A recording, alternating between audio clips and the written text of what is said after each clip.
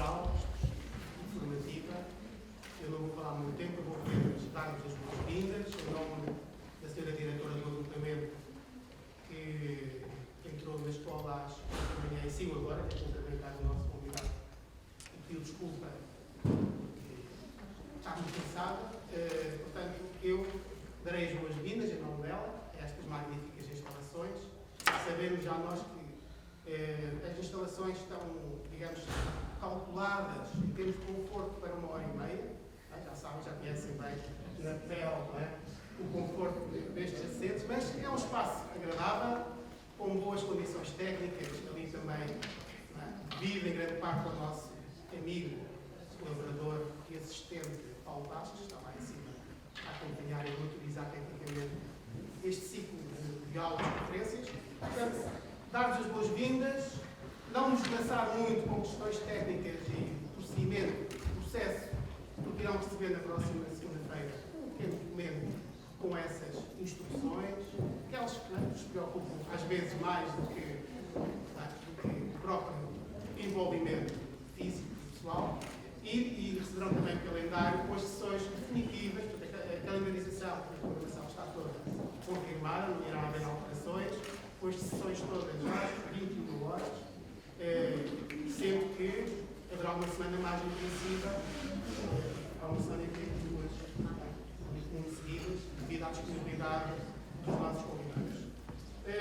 Dar as boas-vindas ao nosso ilustre convidado, colega e agora amigo também, já convencemos a ser nosso amigo também, dizer que é uma grande honra para nós e para mim poder recebê-lo. Eu pensei que quando nós pensámos com o advogado e com a Conceição em realmente assinalar o Ano Internacional do Luz, quando pensámos num programa que realmente se distinguisse pela qualidade. E portanto, a qualidade dos convidados que aceitaram, todos eles aceitaram, os 6 que nós convidámos, todos eles aceitaram, demonstra que realmente irá ter muita qualidade. Não é muito técnica, nem muito, digamos, que específica, são temas transversais. Mas quando pensámos no primeiro nome para abrir, no Dr. Henrique Leitão, eu não gosto que chamem de doutor, Henrique Leitão, pensámos nele, mas eu sempre pensei que ia ser difícil ou impossível, porque coincidiu precisamente com o momento em que o nome e a ação dele, o trabalho dele, foi amplamente mediatizado pelo Prémio Pessoa de 2014. Portanto, eu pensei, bem, estamos, não vai haver hipótese. E tentámos e não tínhamos resposta. Não tivemos resposta ao princípio. Exato, não tinha. Depois houve uma senhora que eu não conheço, a secretária, que disse, olha que eu costumo madrugar muito, eu acho 7h30, 8 horas, já lá está, se ligar, é capaz, depende. E foi assim que conseguimos metê-lo cá, e para mim é um prazer duplo, porque para além da componente científica, viemos a conversar isso na viagem, nós, na história da área das humanidades, é muito difícil encontrarmos um cientista, um investigador que fale da história da ciência. Aliás, eu perguntei também, não há nenhum curso, nenhuma licenciatura da área das humanidades que tenha uma disciplina, mesmo facultativa, de opção sobre a história da ciência. E, portanto, é para mim um duplo prazer reforçar o extraordinário programa que ele fez na RTP2, visita guiada pela doutora Paula Moura Pinheiro, um programa extraordinário que não é sobre o Hospital São José, antigo colégio, então, jesuítas, com um património fabuloso, quer artístico, quer do ponto de vista ainda dos vestígios daquilo que foi, eram os antigos estudos, tal como existe em Coimbra, era o Museu de Ciência, na aula, em frente àquilo que é o museu, com as bancadas, com todos os espaços que serviam de espaço para o ensino e para a aprendizagem. Portanto, é uma grande honra, para mim será um grande prazer poder também sentar e ouvi-lo e realmente dizer que está em véspera, parte próxima madrugada para Israel, portanto, tê-lo cá connosco neste super esforço nós tentámos tratá-lo bem e cativá-lo e isso vai encontrar às escolas, principalmente, também gostamos de fazer esse trabalho de abrir, não é? Abrir novas possibilidades de as escolas com turmas, com alunos, poderem também convidá-los, porque eles vêm, a serem convidados e o convite chegar lá. Eu deixo-vos com a São Vidigal, que vai apresentar o Torneio de Militar. Mais uma vez, muito obrigado. Nós vamos partilhar a noite que eu vou levá-lo. Vamos ser companheiro de viagem para Lisboa. Portanto, terei a oportunidade também de agradecer pessoalmente com o tempo, termos tema de conversa que me interessa. Mas agradecer-vos também a vós, a vossa presença, a vossa disponibilidade, a vossa generosidade de mais um serão, depois de uma semana de estarmos aqui prontos para a cultura, prontos para a ciência e prontos para a didática. Obrigado a todos e boa formação para todos. Boa noite a todos. De facto, a minha sorte é que o professor Henrique Leitão tem um currículo tão vasto que, mesmo depois do que o Nicolau já disse, a mim ainda me sobraria imenso para dizer. Logicamente que vou fazer uma apresentação muito breve do professor, porque vieram cá para o ouvir a ele e não para me ouvir a mim. É doutorado em Física Teórica pela Universidade de Lisboa. Durante algum tempo ainda trabalhou na área da Física, mas depois dedicou os seus interesses à história da ciência. E realmente tem desenvolvido nesta área um trabalho notável. Em 2003 foi um dos fundadores do Centro de História de Ciência da Universidade de Lisboa e atualmente é investigador do Centro Interuniversitário da História das Ciências e Tecnologia da Faculdade de Ciências da Universidade de Lisboa. É docente do mestrado em História e Filosofia das Ciências na mesma faculdade. Os seus interesses centram-se na história das ciências exatas entre o século XV e o século XVII, sendo o coordenador da Comissão Científica encarregue da publicação das obras de Pedro Nunes, pela Academia das Ciências de Lisboa e pela Fundação Carlos Gulbenkian. Colabora regularmente com a Biblioteca Nacional, onde já foi comissário científico de 4 exposições. É autor de uma vastíssima obra, quer livros, quer artigos. Publicou em 2010 a primeira tradução integral de uma obra de Galileu, chamada Sidereus Núncios, em português, O Mensageiro das Estrelas, que foi publicada pela Fundação Carlos Gulbenkian. Participa como coordenador ou membro em vários projetos nacionais e internacionais e é membro de diversas sociedades e academias científicas portuguesas e estrangeiras. Em 2013, foi eleito para a Academia Internacional de História das Ciências, uma distinção que já não era atribuída a um historiador português há mais de meio século. E penso que a 12 de dezembro de 2014 foi galardoado com o Prémio Pessoa de 2014. E agora, para que se faça luz, que é o nome deste ciclo de conferências, deixo-vos com o professor Henrique Leitão. Obrigado. Muito obrigado, eu que agradeço. Muito boa noite a todos. Ouve-se bem, não se ouve-se bem. Bom, muito boa noite a todos. Bom, antes de mais nada, eu queria agradecer o convite para estar aqui. O nome e a fama das atividades relativas aqui nas escolas da Rainha e no Centro de Formação são talvez mais amplos do que possam imaginar. Eu já há muito tempo tinha curiosidade e se não respondi logo aos e-mails foi porque, entretanto, a minha vida se complicou a partir de dezembro, não é? Mas logo que recebi o primeiro convite, eu disse: eu não perco isto nem por nada e quero imenso ir às escolas e falar aos colegas. Isto era a primeira coisa que eu gostava de dizer. Eu entendo isto como uma conversa entre os colegas e já explicarei o que é que pretendo fazer. Bem, a primeira coisa é não agradecer, tentar que esta seja uma noite que não seja dada por perdida.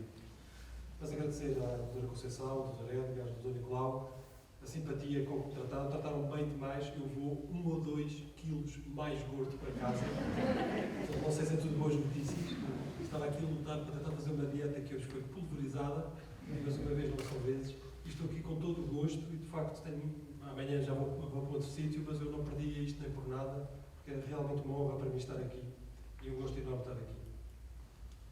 Bem, nós estamos a colaborar a celebrar o Ano Internacional da Luz. São estas invenções que nós fazemos para tentar ativar um bocadinho o nosso interesse pelas coisas. E eu, quando estava a pensar o que é que eu poderia contar que pudesse interessar às pessoas, pensei em 2 coisas. Estão ali no subtítulo, hoje e na história.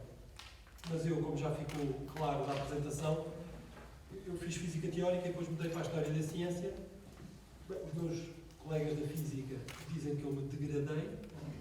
Os meus colegas da História dizem que eu finalmente vi a luz. Eu não sei bem onde estou, mas então pensei que por causa disto podia falar das duas coisas. E então o que é que vou fazer? Na primeira parte, 15 minutos, 20 minutos, gostaria de falar de algumas ideias para falar disto em Física. E faço isto como uma homenagem aos meus professores de Física no ensino secundário. Eu tive ótimos professores, sempre escolas oficiais, tive ótimos professores. E uma das coisas, tive uma professora em particular, e eu pensei como é que esta professora, foi sempre uma referência para mim, foi muito importante na minha carreira, como é que ela falaria destes assuntos. E tentei aqui fazer como esta minha professora fazia. Isto foi tudo há 40 anos. Ela fazia muito melhor, mas eu vou tentar de qualquer maneira fazer. Na segunda parte, gostava de falar de algumas coisas do meu trabalho atual, na história da ciência.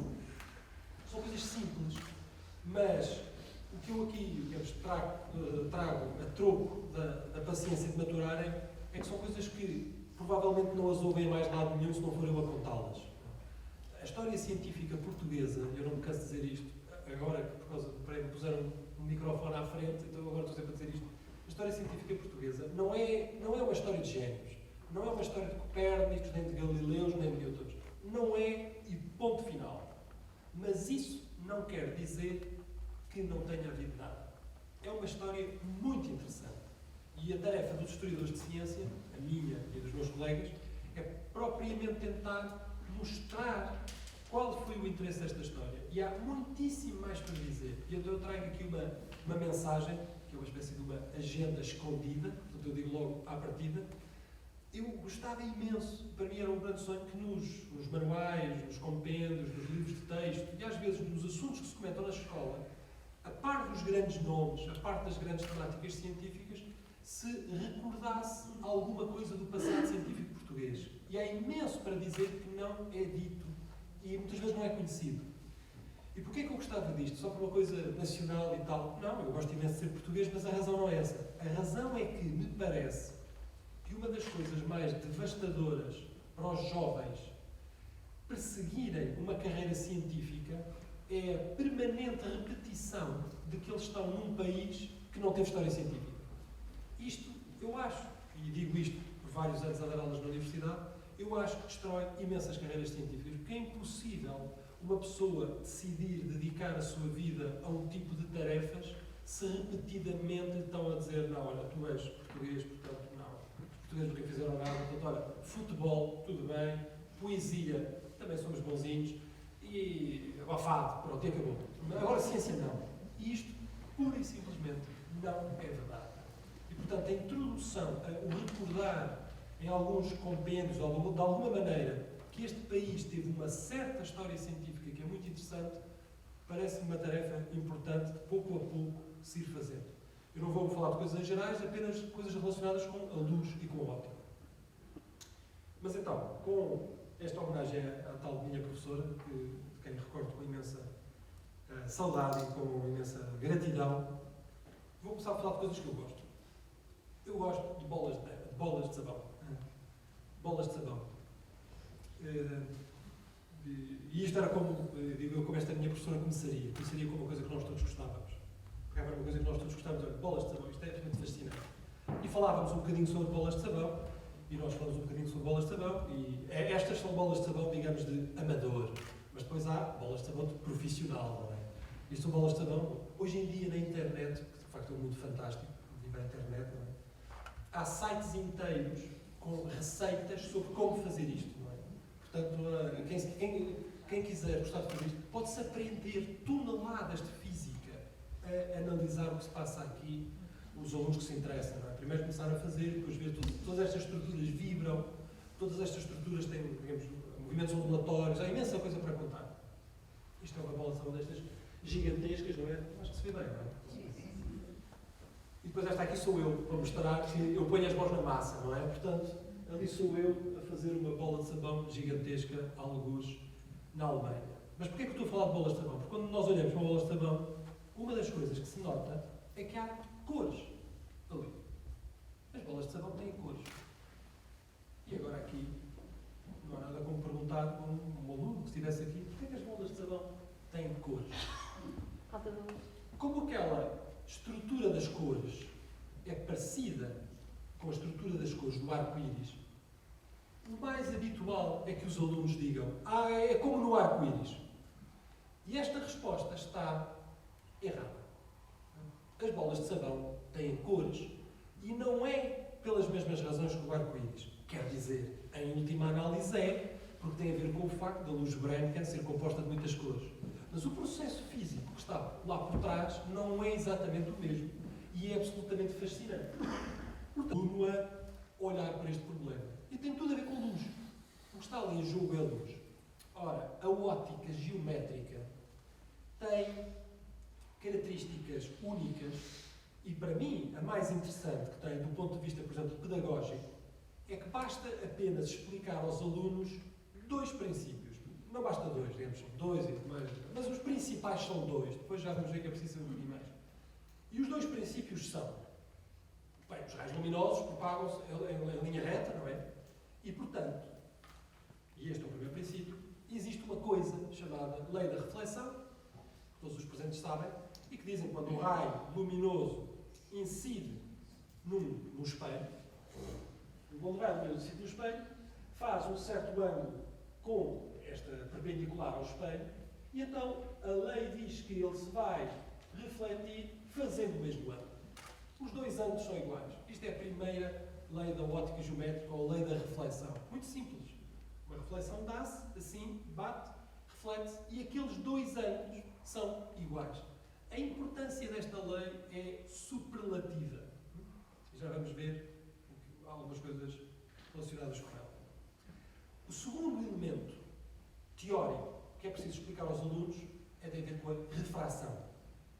E a refração é preciso explicar o fenómeno. Portanto, quando um raio luminoso atravessa um meio que tem uma certa densidade M1 para outro meio com uma certa densidade M2, há água, então este raio luminoso varia de direção e pode aproximar-se da perpendicular, se esta densidade for maior do que aquela, ou pode também, ao contrário, afastar-se da perpendicular se a densidade for menor. Não é?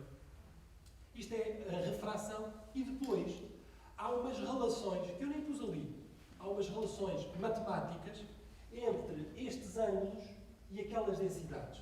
E todos os meus colegas de física sabem perfeitamente do que é que eu estou a falar. Mas não interessa, porque o que é preciso pode-se chegar longíssimo só com estas duas ideias. Uma lei para a reflexão, uma lei para a refração. Ora, a minha professora, o que nos ensinava, o que nos dizia era: quando vocês percebem estes dois conceitos, agora a vossa tarefa é olhar para a realidade e, com estas duas ferramentas, interpretar coisas. E então é isto que eu proponho. Então, para isso, vamos olhar só com um bocadinho, sem transcorrer de aula de física, que horror, às 9h30 da noite, de uma quinta-feira, véspera de feriado, transcorrer de aula de física, não se passa a ninguém, mas sem fazer isso, gostava de olhar um bocadinho. A primeira coisa, vamos imaginar que temos um filme de um material, portanto, uma coisa que tem uma certa espessura, qualquer coisa, ali temos ar, óleo, água, pouco importa. E então é só para vermos como é que estas coisas combinadas são. O raio vem aqui e depois tem uma primeira refração ali e depois tem uma segunda refração ali. Temos aqui uma película de óleo e ele faz isto, e atravessa de um lado para o outro. E agora já vemos situações mais complicadas, não é? E portanto, as duas leis são muito simples, mas nós podemos começar a combiná-las para situações um bocadinho mais complicadas. De facto, na realidade, não é bem isto que acontece. Porquê? Porque quando um raio vem e bate numa zona de interface, de separação, há uma parte que vem para baixo, mas há uma parte que é refletida. Quer dizer, os dois fenómenos misturam-se. Na realidade, é mais ou menos isto que acontece. Um raio vem, bate e é refletido, aqueles dois ângulos são iguais, e outra parte vem e vai para baixo, e há uma relação entre este ângulo e aquele ângulo que tem a ver com a tal lei da refração. Está toda a gente mais ou menos a ver? Isto é simplesíssimo. São coisas simples, são riscos. Eu não pus contas. Ainda não pus ainda contas. Então, pode suceder, e agora vamos à situação, pode suceder que se eu tiver um filme muito fino, que tem uma espessura D, o que é que acontece? Temos um raio que vem, bate e é refletido, e depois temos outra parte do raio que é refratado, é refletido ali em baixo. uma parte continua e outra parte volta para cima e é outra vez refratado. E então temos estes dois raios que saem dali, que fazem praticamente o mesmo caminho, apenas com uma diferença. É que este raio bateu e andou e este aqui percorreu aquilo. A única diferença entre este raio e aquele raio é que este raio andou mais aquele bocado. Estão a perceber? Teve um maior percurso óptico, não é? Optical path, toda a gente sabe isso. Teve um percurso óptico um bocadinho maior. Até aqui eu acho que, quer dizer, mesmo as pessoas de história têm a obrigação de não assustar ninguém. Mas onde é que conseguimos chegar? Agora vou fazer um parêntese. Imaginem que nós na turma temos um aluno excepcionalmente bom, ou fazemos uma atividade de um clube de física, ou temos um clube de matemática, ou temos umas conferências mais avançadas. Então podemos começar a contar coisas absolutamente maravilhosas, mas então é só para este grupo. E portanto, quem agora me quiser seguir para isto, vamos entrar numa coisa maravilhosa, mas quem quiser agora dormir um bocadinho, 4 minutos, podem dormir e depois a seguir. Não. A lei da reflexão. Agora é mesmo, sabe? Não se assustem, não se assustem, não se assustem. A lei da reflexão é resultado de um princípio de mínimo na natureza. É o chamado princípio de Fermat. Há imensos fenómenos na natureza que resultam de princípios de mínimo. E esta conta, é preciso saber fazer uma derivada. Tem que ser um aluno muito bom, 12º ano e tal. Mas, se tivermos este aluno, nós podemos explicar uma ideia das mais modernas que há em ciência. Isto é, certas leis do mundo resultam da natureza procurar mínimos. Então, vejam como eu vou deduzir a lei da reflexão, que é aquela que diz que os dois ângulos são iguais, a partir do princípio do mínimo. A pergunta é assim: dados um ponto A e um ponto B, onde é que há de estar aquele ponto para que a distância, para que um raio que vá de A, bata e depois vá para B, percorra a menor distância possível? Quer dizer, se o ponto estiver ali, o raio bate aqui e bate ali, e nós calculamos estes comprimentos e dá um certo valor. Mas se calhar se o ponto estiver ali já dá menos valor. E se o ponto estiver ali, o valor é menor. Ou seja, onde é que deve estar o ponto da reflexão para que aqueles dois troços sejam os menores?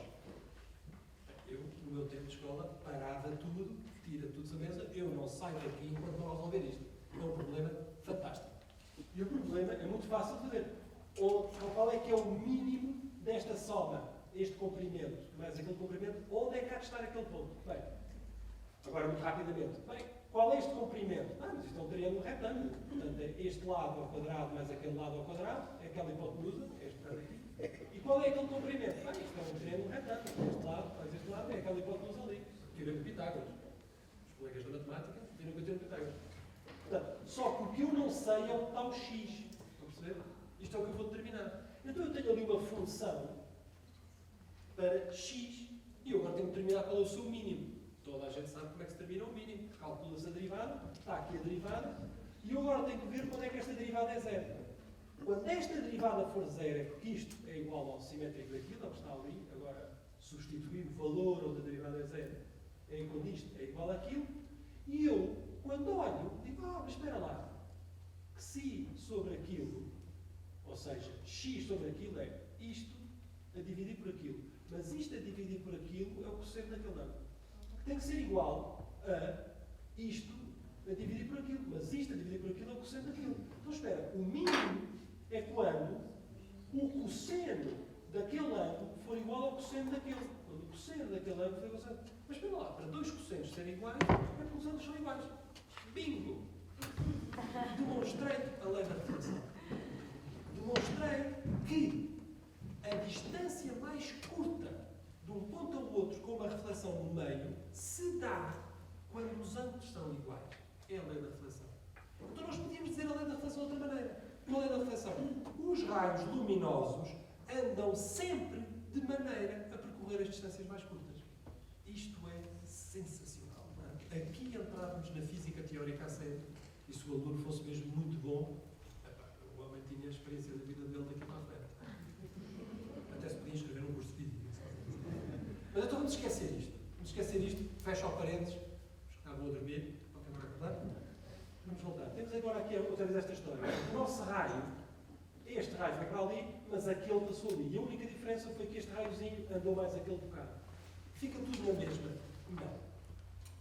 Não fica tudo na mesma entre os dois, porque a luz são ondas. E o problema é que aquilo é uma onda que bate e vai para ali. Esta onda, ao ir para ali, os seus, como andou mais aquele bocado, os seus altos e os seus baixos vão ficar desincronizados da outra. E então elas vão, como se diz tecnicamente, interferir. Ou seja, vão, numas partes, dar mais, noutras partes, dar menos. Quer dizer, nós temos um raio que vai aqui e depois vai para ali, e temos outro que vai, mas percorre aquele bocado. Quando eles se voltam a encontrar, eles misturam-se. E quando se misturam, pode nos bocados ficar mais e noutros bocados ficar menos. Olhem aqui, 2 raios, 2 ondas a misturar-se e a soma deu mais. Estas aqui, como estão opostas, quando se misturam, a soma dá nada. Isto chama-se interferência. Ou seja, vou levar agora o ponto todo. Estou quase a terminar. Aqueles 2 raios, quando se misturam, vão apagar umas cores e dar mais ênfase a outras. A interferência vai dar cor. Os raios eram brancos, mas depois, como agora se misturam e vão um bocadinho desalinhados, é como se algumas cores vão ser comidas. E quais cores é que vão ser comidas? Bem, nós neste problema todo só temos um parâmetro. O único parâmetro que temos é a espessura. O único parâmetro disto é, nós temos ali um filme, aqueles raios dão mais ou menos cor consoante a espessura. Ou seja, a cor das bolas de sabão só tem a ver com a espessura do filme de sabão. E agora a gente vê, uau, isto é fantástico. Isto é fantástico. Eu quando estou a olhar para uma bola de sabão, aquele padrão de cores está-me a dar informação sobre a espessura da bola de sabão, que obviamente não é uniforme. Isto não tem nada a ver com o arco-íris. O arco-íris não tem nada a ver com isto. O arco-íris tem a ver com o facto da luz, quando entra numa gotinha, isto é um arco-íris, quando entra numa gotinha tem um fenómeno que é de dispersão. A luz é branca e abre nas suas construções. Mas isto não foi nada o que nós vimos. O que nós vimos foi um fenómeno de, agora tecnicamente, interferência óptica por causa de termos um filme fino. Um filme fino. Sempre que nós tivermos um filme de uma coisa qualquer, onde a luz passa, um filmezinho fininho, e a luz passar por lá, nós devemos ter aquele tipo de fenómeno. E agora vocês dizem, aqui não é só nas bolas de sabão. Não! Nada do que eu disse tinha a ver com sabão. Nada do que eu disse tinha a ver com bolas de sabão. Então nós vamos ver isto noutras coisas. Vamos. Nós estamos fartos de ver isto. Querem ver? Petróleo derramado numa estrada. O que é que está aquilo ali? É o mesmo. Temos um filme finíssimo de gasolina que faz exatamente o mesmo efeito. O que está a acontecer é isto. E agora nós agarramos à cadeira e diz, mas então, basta que a gente tenha um filme disto para ver este padrão de cores. Basta que a gente tenha um filme muito fino.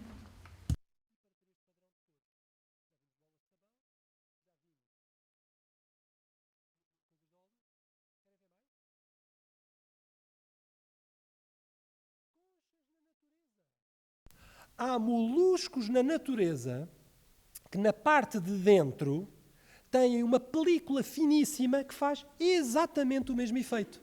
E nós estamos a ver padrões de claros e escuros que são sempre sintoma apenas da diferente espessura que aquilo tem. Vocês estão a ver a potência explicativa disto? Eu estou, com o mesmo fenómeno físico, a compreender coisas diversíssimas da natureza. Cores nas bolas de sabão, cores nas poças de petróleo no chão, não sei quantos dos moluscos, na parede interior dos moluscos. porque é interior. E que tal isto?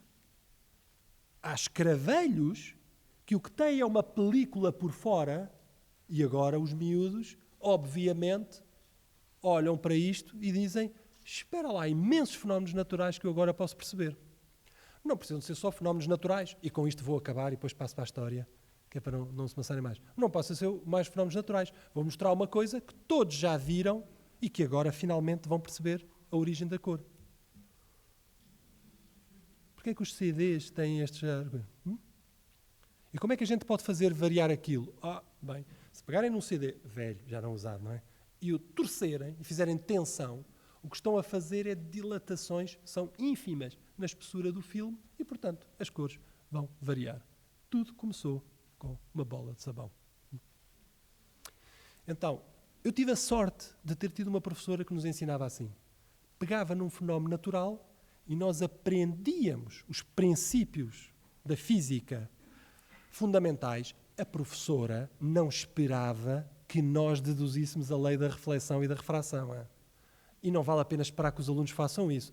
Demoraram séculos à humanidade para as deduzir. Portanto, nós dizemos aos alunos, mas quando lhes demos os instrumentos, agora a seguir, puxamos-los para que eles percebam imensos fenómenos na natureza que são explicáveis, compreensíveis com duas, aqui neste caso, 3 coisas simples. Bom, não vou falar mais de física, podem estar descansados. Muito pouquíssimo. Agora queria falar agora vou mudança de tércio, como dizem os nossos colegas espanhóis. Então, quando é que a ótica geométrica começou? A ótica geométrica é uma coisa muito antiga. Este modo de olhar para a natureza abstraindo todas as complicações e dizendo apenas que os raios luminosos são isso mesmo, são linhas, são raios, não é? É uma coisa muito antiga. Os primeiros textos que nós temos são de Euclides. Não é? Euclides, que é no século IV a.C., tem uma ótica. Não é? E a ótica de Euclides é praticamente igual ao que eu acabei de contar, exceto a parte da ondulação e da interferência. Essa parte não está lá. Essa parte é muito mais tardia. Mas vejam só os postulados da ótica de Euclides. Os postulados da ótica de Euclides são assim. Os raios retilíneos que emanam do olho propagam-se indefinidamente. Dizer de outra maneira, a luz são linhas retas. Propaga-se em linha reta. Tá? Ótimo. E depois, a figura contida por um conjunto de raios visuais é um cone cujo vértice está no olho e a base na superfície do objeto. Nós vemos como se fosse um cone que olha para os objetos, olha, por exemplo, para esta rosa, não é? E depois vem daqui até ao meu olho. Não é? E os princípios estão todos ali. A beleza destes princípios é que é possível depois fazer teoria completamente matemática da óptica. A lei da reflexão é conhecida desde a antiguidade. A lei da refração também é, menos a equação que eu não escrevi. Portanto, os antigos sabem que há uma refração, só que não sabem bem qual é a lei matemática. Isso foi só no século XVII, um homem chamado Snell é que mostrou. Mas isto é um texto de Euclides, já do Renascimento, a mostrar isto. Aqui é Euclides, um texto de Euclides a mostrar isto. Estes são os textos com que eu trabalho. E aqui têm um livro de Euclides, uma edição do século XVI, a explicar o que eu vos acabei de explicar. A lei da reflexão. Ali, a lei da reflexão num espelho convexo, o raio vai, bate e vem, e a lei da reflexão num espelho côncavo. É sempre igual. É sempre a mesma coisa. Não é? Isto está tudo entendido em Euclides. Eu mostrei aqui estes textos de Euclides porque, embora os gregos tivessem feito isto na antiguidade, demorou muito tempo. Foi preciso a Idade Média toda e depois foi preciso o Renascimento para as consequências todas da ótica geométrica aparecerem, digamos, em todo o seu esplendor, e nesta história há alguns portugueses que eu quero comentar. Então, só para falar um bocadinho da ótica medieval, não vou mostrar adequações, há muitos contributos de árabes, por exemplo, este senhor, Ibn al-Haytham, que foi um grande especialista em coisas ópticas, e depois há uns autores medievais muito importantes, latinos. Há um senhor Peckham, que está aqui, e um Vitello, que está aqui. Esta folha de rosto tem imensos fenómenos ópticos. É um livro sobre óptica. Um raio luminoso, aquilo é refração, depois há aqui os arco-íris, etc. Tudo aquilo são fenómenos ópticos. Houve imenso trabalho na Idade Média sobre as propriedades fisiológicas do olho, porque os problemas de óptica nunca foram só tratados matematicamente. Quer dizer, quem se interessava pelos aspectos matemáticos, depois falava com as pessoas que se interessavam pelos aspectos fisiológicos. E reparem aqui, estudos do olho. Isto são estudos árabes do funcionamento do olho. Portanto, quem pensa que isto começou ontem, não começou. Há séculos e séculos disto. Estudos medievais sobre o olho. Há imenso trabalho sobre isto. Às vezes também os alunos na escola pensam que na Idade Média não havia dissecações e não sei quantos. É uma tontice, não é? Claro que havia dissecações. O olho, por exemplo, foi muitíssimo estudado durante a Idade Média. Todas as túnicas do olho, todas as propriedades do olho foram estudadas na Idade Média. E depois estudos sobre o arco-íris. Este é um texto medieval, do século XIV, sobre arco-íris. E depois apareceram os grandes. Kepler, muito importante, não vou explicar porquê, com grandes trabalhos muito importantes de óptica, e Descartes, grandes trabalhos sobre óptica também, só para mostrar, isto é só para mostrar que a óptica é uma disciplina nobre, então, que envolveu os maiores, e talvez o maior de todos, Newton. Newton também tem trabalhos de óptica muito importantes. Newton é que começa a perceber, isto que está aqui, começa a perceber que a luz, quando passa em prismas, a luz branca se decompõe e abre em várias cores, não é? E depois começa a perceber o que é que isto quer dizer. E Newton chega a aspectos muito avançados de refração. Os portugueses não tiveram nada a ver com isto. Oh, que nós não temos nada na nossa história científica, que pena. Falso. Falso. Então, agora gostava de falar um bocadinho, e lamento imenso, de algumas coisas que eu fiz que têm tentar mostrar como é que estes assuntos foram ou não sentidos em Portugal. E temos figuras muitíssimo interessantes. Então, isto é um trabalho que eu fiz com um colega meu, chamado Bernardo Mota, que não se vê bem, mas está aqui. Foi meu aluno de doutoramento e agora é meu distintíssimo colaborador. Ele é um historiador de ciência de reputação internacional, muitíssimo conhecido. Eu sou este aqui e estamos diante de um manuscrito. E o que está ali, e agora faço aqui descaradamente, é publicidade. É um livro que publicamos agora, muito grande, com textos de óptica de um português, Francisco de Melo. E isto são problemas de óptica geométrica que foram estudados no princípio do século XVI por este homem, Francisco de Melo, que teve imensa repercussão internacional, europeia, os trabalhos foram copiados, foram isto todos, e que desenvolve os textos de Euclides numa altura em que toda a gente está a tentar perceber exatamente o que está ali e como funciona. Quem é o Francisco de Melo? Não está nem uma linha dele nos livros de história portugueses, nem nos livros de história da ciência portuguesa. Portanto, faz parte de uma legião enorme de cientistas portugueses que não tiveram, coitados, o direito a aparecer mencionados nas histórias portuguesas, que só têm ou Pedro Nunes ou não sei quantos, com muito respeito, que obviamente devem estar, só que há uma continuidade de pessoas que trabalharam em assuntos científicos e que sem terem sido, repito, génios como Kepler, nem génios como Newton, foram homens importantíssimos no seu tempo. E essa história precisa de ser contada. Então isto foi coisas que fiz recentemente para mostrar este trabalho. Não vou ser muito rápido. Então, este senhor Francisco de Melo deixou uns trabalhos importantíssimos sobre a natureza da visão e a forma do olho, já vimos, trabalhos daqueles sobre o que é um olho. Depois fez um comentário à óptica de Euclides, com comentários de Francisco de Melo, que é diferente. Ele muda as demonstrações de Euclides, ele melhora o tratamento de Euclides e produz um texto que é bem melhor que o de Euclides, embora, enfim, no princípio do século XVI, não é? E depois ainda um sobre catótrica. Catótrica é as propriedades da reflexão, espelhos. Então nós sabíamos há muito tempo, agora aqui um bocadinho de história policial, que nem sempre é, nós sabíamos há muito tempo que existia uma cópia destes trabalhos de Francisco de Melo na Biblioteca Nacional em Lisboa, que é este manuscrito que está aqui. E todos estes autores, Ribeiro Santos, Barbosa, Inocêncio, são todos historiadores, Joaquim de Carvalho, Luís de Matos, Oicas, até Luís de Albuquerque, falávamos antes. Todos estes autores falaram, que há uns manuscritos muito importantes de Francisco de Melo. Mas todos falaram, mas ninguém o estudou.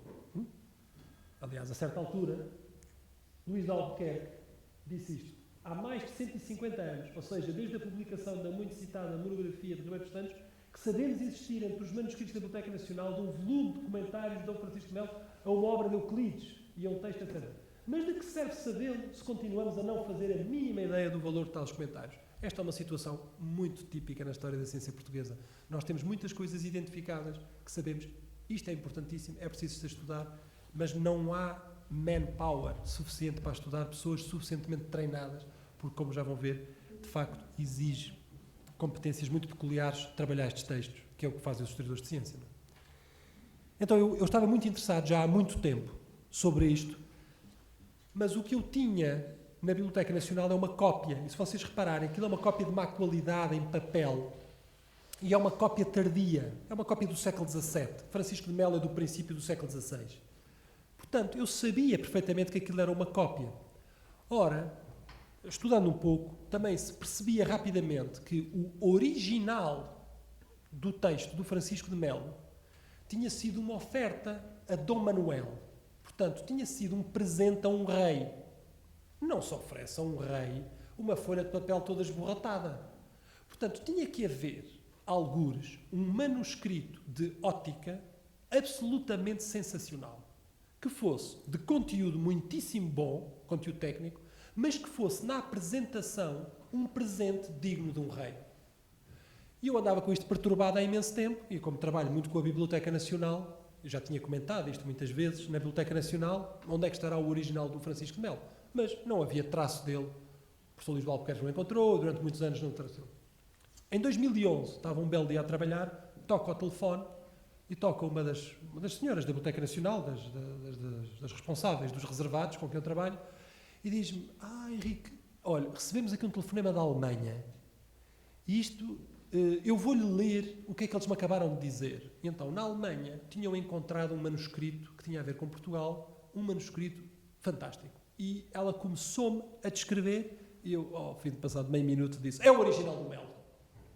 Então apareceu na Alemanha, em 2011, um manuscrito absolutamente extraordinário. Que é este manuscrito, não se vê bem porque darei, na biblioteca de Stralsund. Stralsund é uma terrazinha de nada, no Báltico, no norte da Alemanha, mesmo abaixo, o Báltico, depois tem a Suécia por cima, não é? Depois do mar, numa terrazinha de pescadores, tem um arquivo municipal e neste arquivo municipal apareceu o original do Francisco de Melo, um manuscrito de oferecer a um rei. É um manuscrito extraordinário, é deste tamanho, como podem ver, isto é a conservadora do Museu de Stralsund, claro, foi festa no Museu Alemão, hein? Quando apareceu um manuscrito destes. A matemática, para já não é papel, é pergaminho, é tudo em pergaminho. Eu já vou mostrar várias fotografias. A matemática é maravilhosa, mas o aspecto físico é propriamente o aspecto físico de um rei, de um presente a um rei. Eu tenho, à vontade, 30 anos a ler manuscritos científicos do século XVI. Nunca vi um tão bonito. Nunca vi. Quando me perguntam qual é o manuscrito científico mais bonito do século XVI, eu digo logo: Francisco de Melo. É, de longe, o mais bonito. É claro que isto foi notícia nos jornais alemães, claro. A notícia nos jornais alemães, mas felizmente em Portugal também foi. Não vale dizer que há ninguém ligou, que não é verdade. O Jornal Público também fez uma notícia importante sobre aquele manuscrito. Gostava só de mostrar um bocadinho das imagens do manuscrito. É uma beleza. Não sei se há aqui pessoas que gostam de manuscrito. Isto é uma mão caligráfica profissional, portanto ele contratou um profissional. Tem capitulares iluminadas, há aqui umas iluminuras, aqui com isto. Isto são oficinas de manuscritos parisienses do mais alto nível. Ele está em Paris quando escreve isto, do mais alto nível. Isto é pintado a ouro. Eu nunca, na minha vida, tinha visto manuscritos científicos com pintura a ouro. Nós encontramos isto em livros de horas, encontramos isto em textos religiosos. Aqui é um texto de matemática. Um texto de matemática. E depois, o manuscrito é literalmente de cair para o lado na beleza dos diagramas e da matemática. Então, é tudo assim, sempre aqui, tudo aqui contado. E isto. Volto a recordar, é de um autor português a oferecer ao rei de Portugal. Não tem nada a ver com barcos, não tem nada a ver com navegações, não tem nada a ver com viagens à Índia. A história portuguesa tem muito mais do que isso. Também teve isso, e isso é tudo verdade. Mas nunca me venham dizer que a única coisa que houve foi navegações marítimas. Houve muitíssimo mais. Isto é matemática teórica. Uma matemática teórica avançadíssima. Estão todos a perguntar, como é que este manuscrito chegou a... Posso dizer, quer dizer, custou meses até clarificar a história. Não é? Então eu vou contar. Então. Bem, Melo estudou em Paris com o dinheiro que o rei lhe deu. O rei pagou-lhe os estudos. Não havia FCT, portanto, o rei pagou-lhe os estudos. Se calhar é o que nos vai acontecer agora, não é?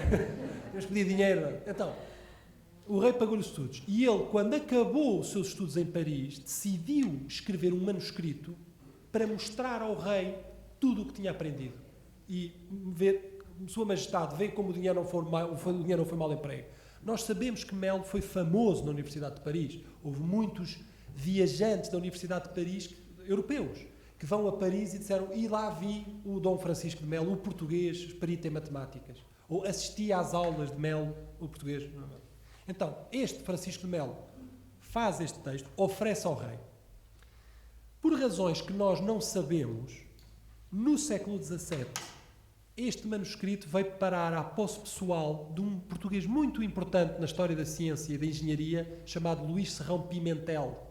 Talvez o nome diga. Foi um homem que fez muitas fortificações nas guerras da Restauração, 1640, 650, 670. Então, Serrão Pimentel era um grande matemático, arquiteto militar, e era um grande bibliófilo, e teve este livro na sua posse.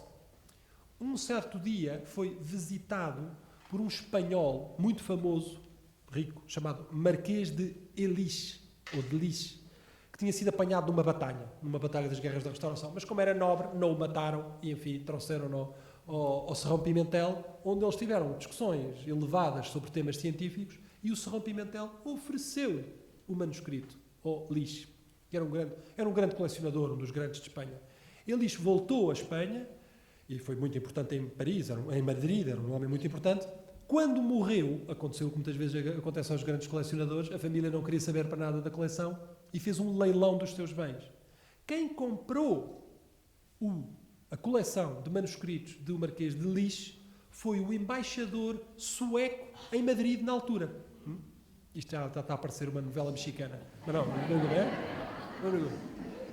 Foi o embaixador sueco que estava em Madrid. Um homem chamado Johann Sparvenfeld. Então Sparvenfeld comprou e, claro, comprou as coleções de arte do Elis e levou para a Suécia.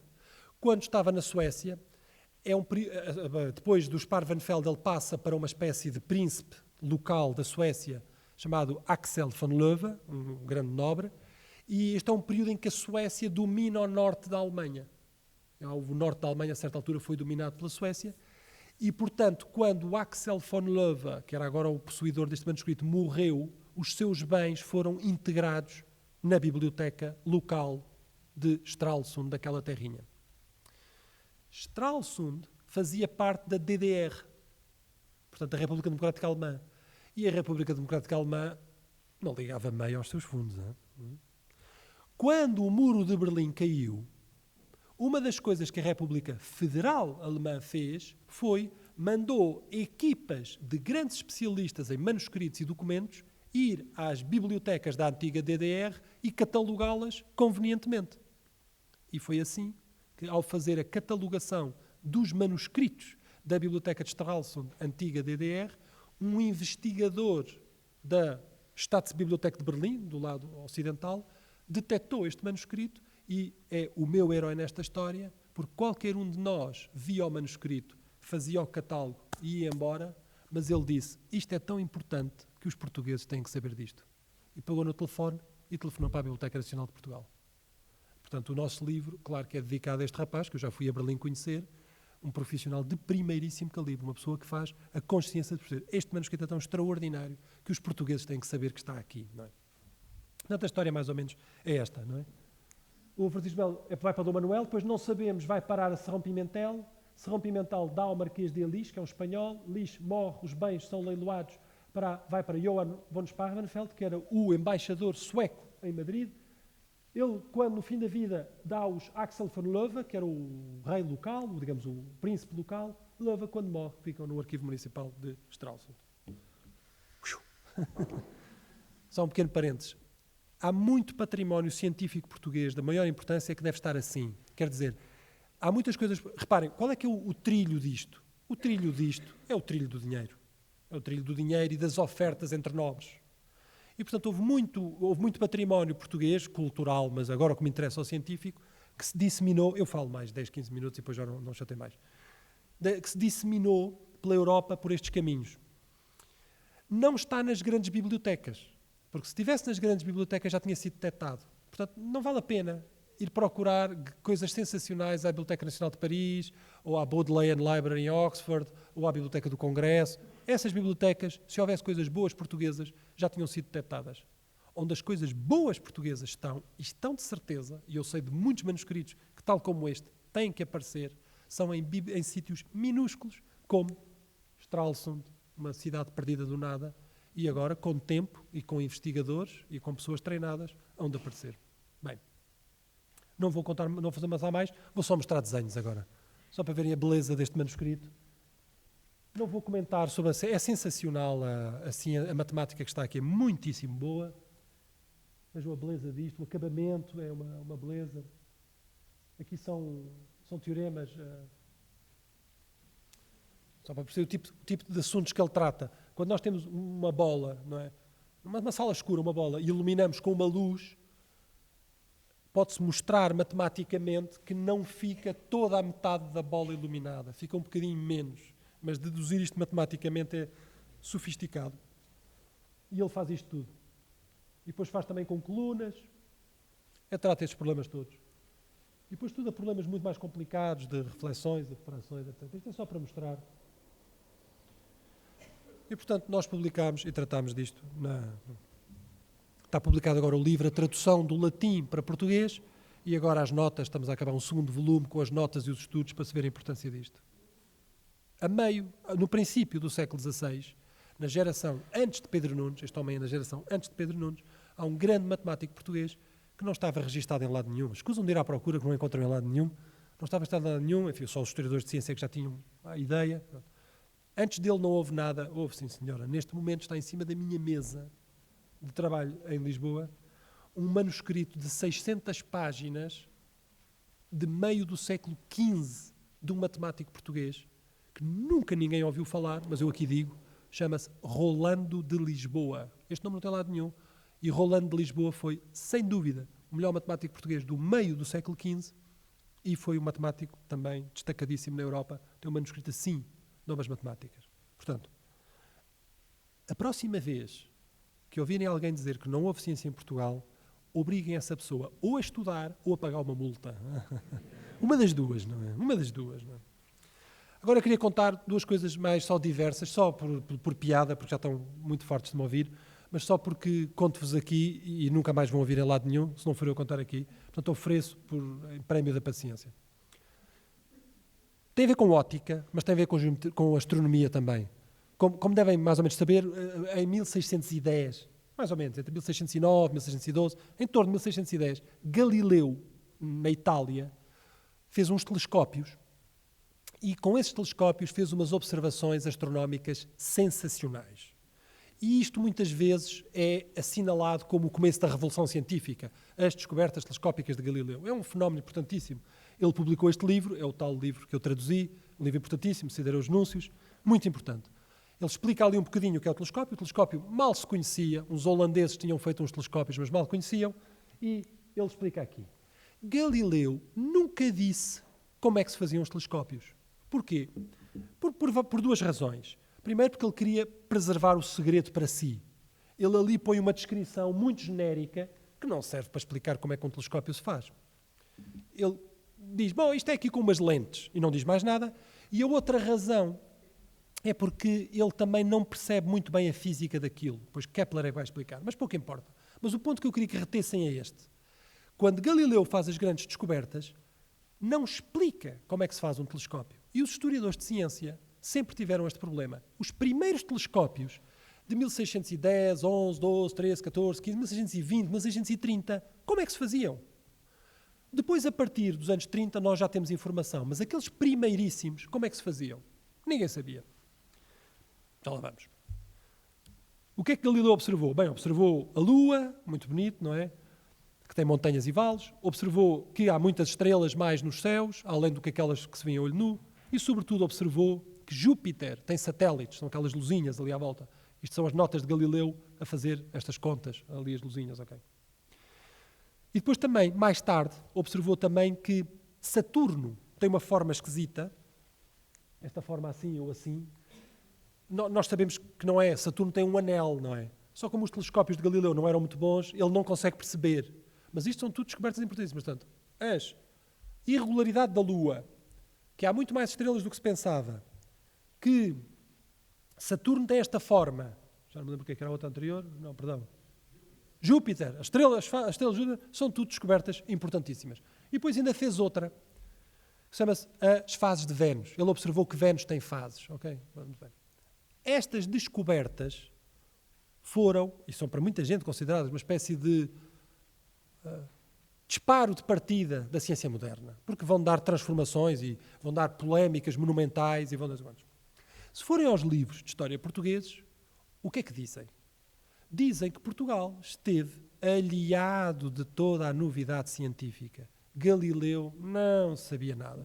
E depois há muitos historiadores que sobre isto têm grandes teorias. Ou foi por esta razão, ou foi por aquela. Eu nem quero entrar porque é verdadeiramente perturbador ver o que pessoas que nunca entraram num arquivo nem sabem do assunto decidem começar a dizer sobre o passado científico português. Ora, o que se passa não é que estas notícias tivessem sido desconhecidas em Portugal. É que Portugal tem um papel crucial nesta história. Então gostava de vos mostrar um dos documentos mais importantes da história da ciência portuguesa, que pouca gente conhece. Não parece, mas é. É a primeira vez na história que as descobertas de Galileu são explicadas em chinês na China. E reparem a data, 1614. Galileu fez estas descobertas entre 1610 e 1612. Os portugueses estão excitados com esta novidade que na China, um homem chamado Manuel Dias, não há nome mais português do que este, não é? Estão a contá-las aos chineses. Este texto, é o Tianwen-Lue, um texto muito importante, provocou na China tanta comoção como Galileu na Europa. Foi reeditado continuamente até ao século XIX. Não está em nenhum livro português, ninguém em Portugal sabe disto. Portugal dá-se ao luxo, para se perceberem o drama disto, Portugal dá-se ao luxo de ter levado as novidades científicas mais importantes para o imensíssimo império da China e nós não ligamos a coisas destas. Né? O que está ali escrito, está aqui traduzido, a tradução não é minha, mas é de um amigo meu que é um grande sinólogo, nós já traduzimos o livro todo, é muito interessante, eu não vou agora dizer, mas está tudo ali explicado. Está explicado que a Lua se vê muito maior, que Vênus tem fases, que Saturno é, aquele desenho obviamente é Saturno, não é? Aquele desenho é Saturno, pela primeira vez, não é? Que Saturno é, pela figura que da forma arredondada de um ovo de galinha, etc, etc, e depois cá satélites. Está tudo explicado. E o livro depois comenta tudo isto. Isto foram os portugueses a levar para a China. Agora a pergunta, então mas em Portugal como é que estas coisas souberam? Uma vez mais, se forem à historiografia portuguesa, o que se diz é que Portugal não soube nada da nova ciência. Bom, para que a próxima vez que alguém vos disser isto, vocês ou mandarem estudar ou lhe pagarem uma multa, não é? Queria-vos mostrar o primeiro documento na história portuguesa que prova observação telescópicas em Lisboa, e é de 1615. E o que está aqui a ser comentado são as fases de Vênus, aquela observação muito importante, é uma observação importantíssima, não vou agora explicar porquê. E ele diz, a mesma observação fiz os meses passados, estando já aqui em Lisboa, e a mostrei não somente a meus ouvintes, isto é numas aulas, aos alunos, mas também a muitas outras pessoas que a viram a Vênus, com pontos do mesmo modo que a Lua, ao princípio menores, depois maiores. Falo com testemunhas de vista. A Lisboa inteira ia ter com estes senhores, com estas aulas, que eram no Hospital São José, no Colégio Santo Antão, ia toda a gente ver o telescópio, porque toda a Europa estava a falar disto, e Lisboa, obviamente, também estava a falar disto. Em resultado disto, há uma discussão enorme sobre qual é o sistema cosmológico, se é Ptolomeu, se é Copérnico e tal. E todos os livros, todos os textos, todas as aulas, porque isto aqui o que nos interessa são aulas, todas as aulas de ciência em Portugal passam todas a discutir o assunto. Portanto, eu já li descrito que em Portugal não se tinha sabido de Copérnico. Por amor de Deus! São centenas os manuscritos em que se discute Copérnico. Não se aceita, porque em Portugal, como em toda a Europa, não se aceitou Copérnico logo, demorou 80 ou 100 anos, e nisto não fomos diferentes, mas toda a gente discute, e aqui temos, Ele discute Ptolomeu, diz que não sei quantos, e aqui está o sistema de Copérnico. Está o Sol no meio e cá está. Isto são aulas em Lisboa. Tem centenas de manuscritos destes. Mas ainda não cheguei à parte melhor, e com esta parte eu depois mostro que é a melhor de todas e depois calmo. Lembram-se de eu vos dizer que uma das coisas é que Galileu tinha feito isto, mas nunca tinha explicado como é que se fazia o telescópio. Ora, a chave para este enigma, que é de história da ciência internacional, e eu fui um grande beneficiário porque isto deu-me alguma fama internacional, estava em Lisboa. Porque nestas aulas, o professor, de aulas de 1615, o professor ensinou os seus alunos a fazer telescópios. A tal ponto que Lisboa é o primeiro sítio no mundo onde alunos construíram telescópios. E as notas estão aqui. E estas notas explicam, não se percebe, como se faz um telescópio. E agora os historiadores de ciência perceberam, por notas portuguesas, é um professor italiano, mas que dá aulas em Portugal, como se faziam os telescópios. E agora em detalhe, se alguém tiver curiosidade, para fazer a superfície côncava do vidro do longe-mira de caminho, ficamos a saber qual foi a primeira palavra portuguesa para telescópio. Longe-mira, que é obviamente a transliteração, não é?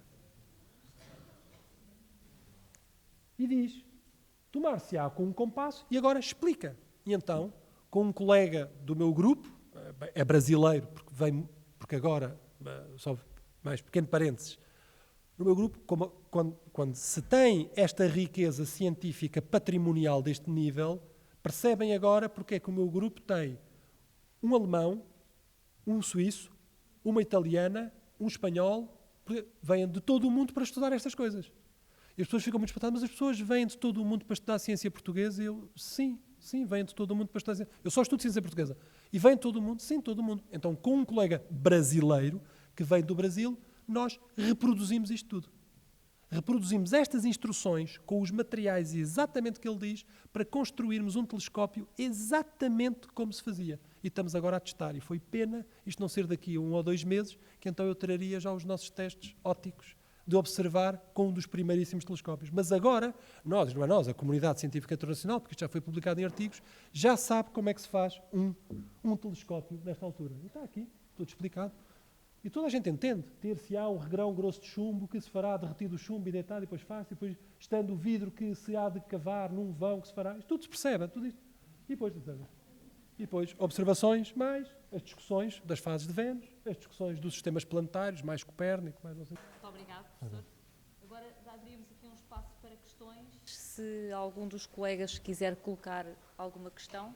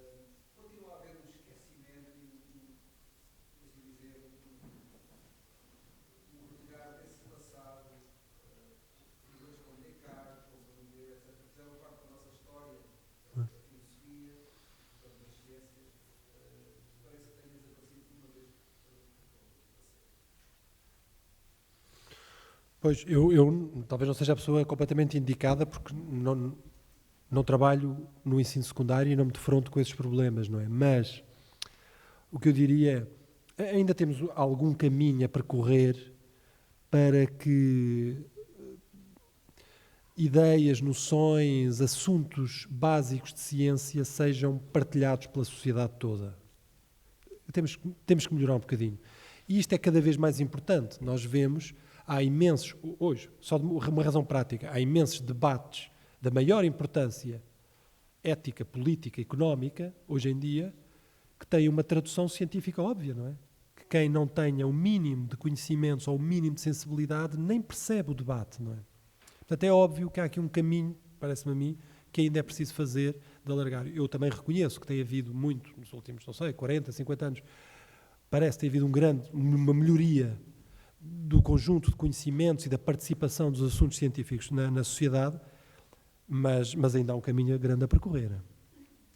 E eu acho que o abandono nas disciplinas de filosofia de autores, por exemplo, como Galileu, tem um bocadinho a ver com isto, com o facto de, a certa altura, não se ter achado tão importante este debate sobre assuntos científicos, acho eu.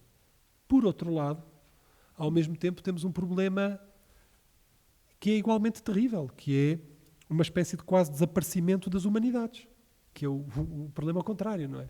E este problema é tão dramático como o problema da cultura científica, eu não o acho menor, não é? O que se passa com as humanidades é absolutamente terrível, não é?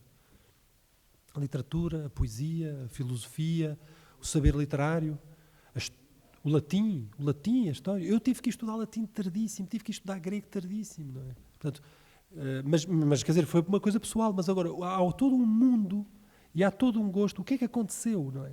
Portanto, eu não consigo, só para chegar ao seu ponto, portanto, eu não consigo, eu reconheço que é preciso aumentar a cultura científica, para dizer assim, mas não consigo separar isto do outro problema, é que a cultura das humanidades também não está melhor. Portanto, não sei exatamente o que há a fazer, não é?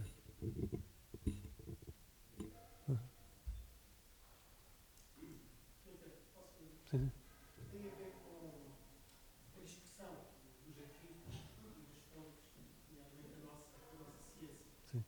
E nós tivemos realmente um momento na nossa história, no princípio do século XIX, em que se verifica uma grande mobilidade de vestígios, de fontes, de comentários, de experiências com os invasores franceses.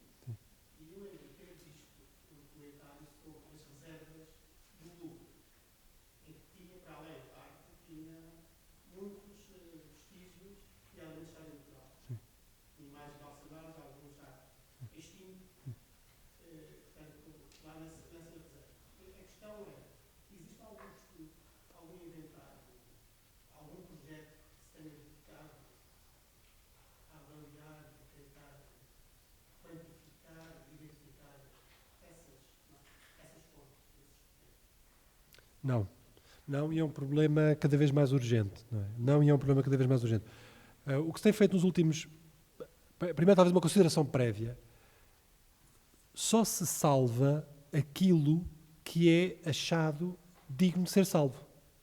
Portanto, o problema principal do património é que se fale dele. Antes de mais nada, antes de fazer um museu, a coisa mais importante é que se fale dos assuntos. Quando um assunto se fala dele, então esse assunto, esse tema, esse objeto, tende a ser preservado. Portanto, a primeira coisa é que se fala. Eu tenho hoje a certeza que nenhum dos presentes aqui nesta sala deitaria fora um papel do século XVII que viesse com um telescópio desenhado, depois de hoje, não é? E não sei, se calhar daqui a um mês atrás podia achar isto é uma coisa, isto é telescópios, não interessa. Portanto, o ponto principal tem a ver, é um problema cultural de fundo. Isto para dizer o quê? Para dizer que eu não acho que a resposta dos meios seja toda. Nós precisamos de meios, de coleções, de museus. Pronto, esta é a questão do património interno em Portugal. Tem-se feito um trabalho muito interessante nos últimos anos de preservação de património científico em Portugal. Mas depois aconteceu tudo isto, é que muito foi para fora. Eu, em geral, não sei responder, mas sei responder uma coisa muito concretamente, porque este é o próximo livro que vou publicar, que é um livro muito, muito grande, com uma colaboradora italiana, sobre bibliotecas antigas portuguesas. Fizemos um levantamento, que são 90% são bibliotecas conventuais e de mosteiros, não é? Até 1834. E as bibliotecas funcionam e funcionaram sempre como os núcleos de colecionar manuscritos e património bibliográfico, não é? E, portanto, nós precisamos perceber muito bem o que aconteceram às bibliotecas portuguesas, não é? E há alguns momentos críticos na história das bibliotecas portuguesas.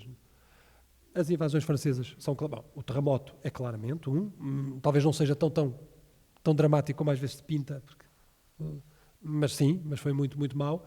As invasões francesas são muito importantes. E depois é preciso reconhecer com toda a simplicidade, toda a frontalidade, a supressão das ordens em 1834 é um cataclismo bibliográfico, não é? E antes, em 1759. Portanto, nós temos o mundo bibliográfico português, que era muito considerável, teve momentos de intervenção exterior que nos fizeram perder imenso património, imenso património. Agora, eu acho que devemos, com toda a frontalidade, não branquear e dizer foi um desastre, mas também não devemos ficar a chorar sobre isto, não é? Houve países que tiveram cataclismos bibliográficos muito grandes, provavelmente nenhum teve comparável ao que se passou connosco, mas com guerras ou o que seja, e andaram para a frente, não é? E nós tivemos a história que tivemos e agora temos que andar para a frente.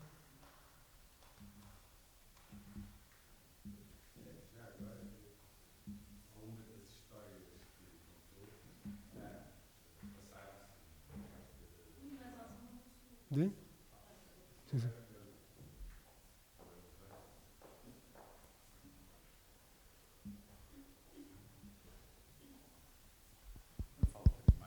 Calma, isto tem uma certa inércia.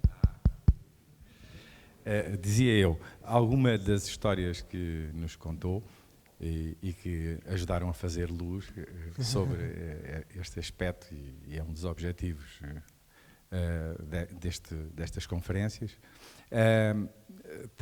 dizia eu, são histórias que se passaram na época de Dom Manuel, nomeadamente no que diz respeito ao nosso...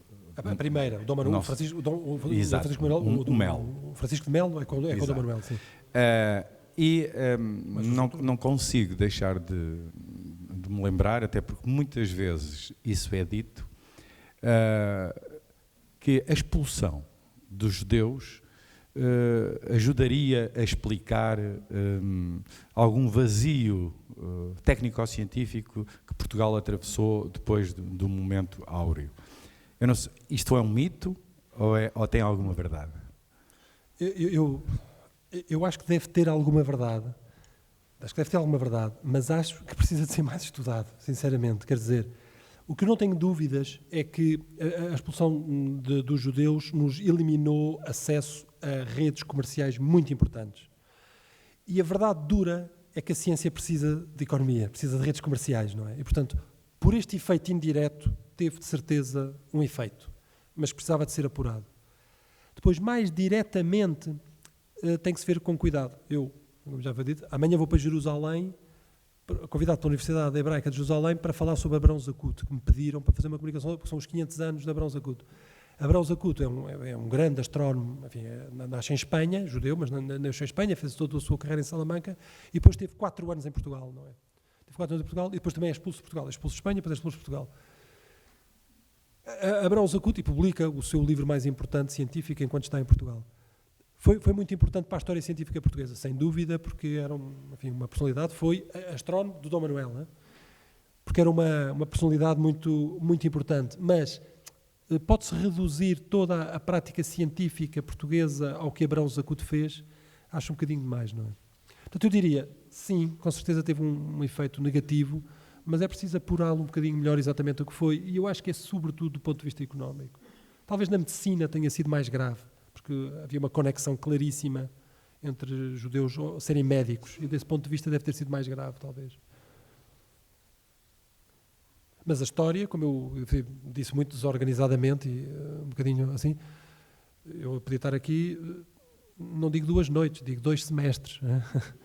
A história, nós temos registro que não entrou no discurso histórico português de atividade científica nas minhas coisas, portanto, nas ciências exatas, matemática, físicas, químicas, mecânicas, ópticas, nestas. Temos prática científica consistente e ininterrupta, pelo menos desde o final do século XIV, princípio do século XV, até o século XX. A ideia de que há períodos em que não há estas ciências em Portugal não tem nenhum fundamento. Essa posso dizer. Pode ter havido oscilações de maior ou de menor produção. Estou de acordo. Mas a ideia de que houve algum período na história portuguesa não tem qualquer fundamento. Estas coisas dos telescópios são do século XVII e depois há uma tradição científica interessantíssima no século XVII, onde se pegarem historiadores, dizem o século condicionado, de decadência, de trevas. Eu peço peço toda a licença para discordar, não é? Peço toda a licença para discordar. Os primeiros cursos de mecânica em Portugal são do século XVII, os primeiros estudos de óptica do século XVII, os primeiros sítios onde se usam logaritmos matematicamente é no século XVII, não é? Quer dizer, a disseminação de ciência europeia por todo o mundo via redes portuguesas dá-se no século XVII. É no século XVII, como se vê esta com a chegada à China. Mas eu podia fazer esta história para a chegada ao Japão. Os primeiros telescópios chegam ao Japão por portugueses. Podia fazer esta história para o Vietnã. Os primeiros levantamentos, quer dizer, não me calava, não é? Portanto, dizer que não houve nada, eu peço imensa desculpa, mas não. Só se eu posso dizer, qual é o problema grave disto tudo? Quer dizer, os historiadores de ciência parecem ser, e eu não pretendo mais do que isso, ser uma espécie de uma raça um bocadinho obscura, que estuda aqui um bocadinho coisas esquisitas. O problema é que estas coisas esquisitas têm uma incidência enorme na maneira como nos classificamos e nos achamos. Porque a ciência tomou nas nossas sociedades um papel peculiaríssimo. É uma espécie de pedra de toque da modernidade. E, portanto, dizer que houve ou dizer que não houve ciência são julgamentos gravíssimos sobre o que nós dizemos sobre nós próprios. Não é dizer uma marginalidade. Se uma pessoa que diz o século XVII em Portugal não teve ciência, não acompanhámos o que a Europa fez. Este julgamento, esta frase simples, tem implicações terríveis no modo como nos entendemos a nós próprios. E por isso é que corrigir este julgamento, embora seja corrigir num âmbito muito restrito da história da ciência, tem implicações na ideia geral que fazemos de nós próprios. Não é preciso saltar para o outro lado, para a hipérbole dos géneros, que não fomos, e para o exagero nacional. Não é. Mas é preciso sabermos contar serenamente e de maneira bem informada a história científica que tivemos, porque assim percebemos melhor quem somos. Não é?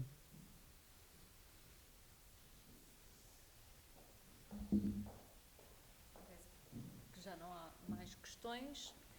Então, mais uma vez, agradeço ao professor Henrique Leitão, agradeço a presença de todos e só relembrar que no dia 7 de maio voltaremos a passar o serão juntos na companhia da professora Rosa Doran, que é para a semana. Muito obrigada a todos mais uma vez, boa noite.